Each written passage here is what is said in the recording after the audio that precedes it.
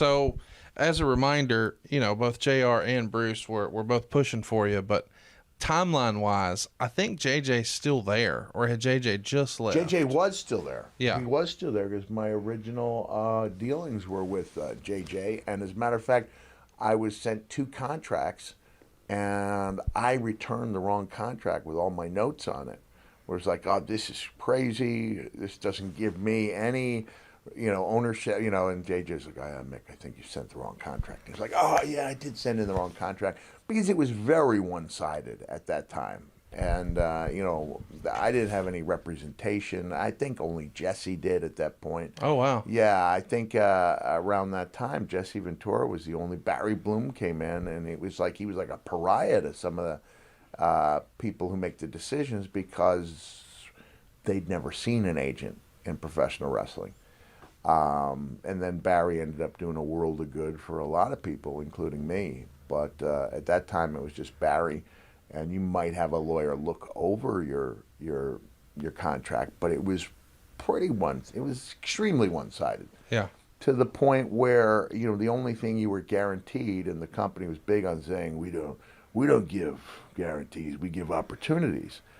But should they choose not to use you, the only thing you were guaranteed was 5 matches a year at $150 a match for 5 years. So you were guaranteed $750 a year, and you couldn't go anywhere else for 5 years should they choose not to lose you. It was an insane contract to sign, but if WW, it was great when WCW was alive and well. It gave the men and women another chance, and it helped. Rising tide lifts all boats, right? Yeah. And it did, but at that time, you were signing on the dotted line for 5 years for $750 a year guaranteed. Unbelievable. Yeah. So JJ Dillon is still a part of the company, Yeah. and I just realized we let this go by. Did you just a few minutes ago tell a positive story about Jim Herd? We almost never hear a positive story about Jim Herd. Well, my interactions with Jim Herd were so limited. I can't tell you that I had another reaction with him.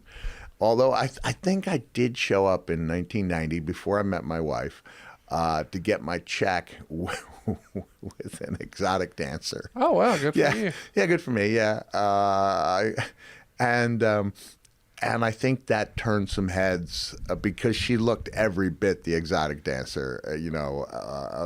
When the clock was off, and I think I may have been asked not to bring someone unless they're willing to wear more clothes to the office. Yeah, but that may have been Jim Barnett having words with me. I don't want to say it was Herd. So let me just say my experiences with Jim Herd were limited. Yeah. But they were positive. I know he got upset with Dennis Brent for giving me a 2-page spread in the WCW magazine in 1990 because he was looking at me as if I was a job guy. Technically, I lost a lot of matches, but I was in that gray area because, as I talked about in the live show, and we'll probably talk about at greater length later on, Jim Cornette and Kevin Sullivan came up with this amazing entrance for me because they had exclusive control over the people losing the matches.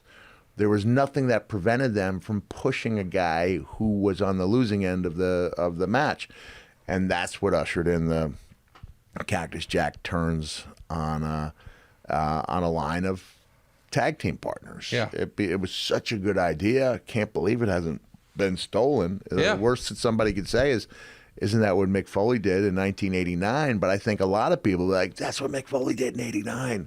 And I think it'd be a nice nod and a wink to what Kevin and Corny did back then and also help a guy get over.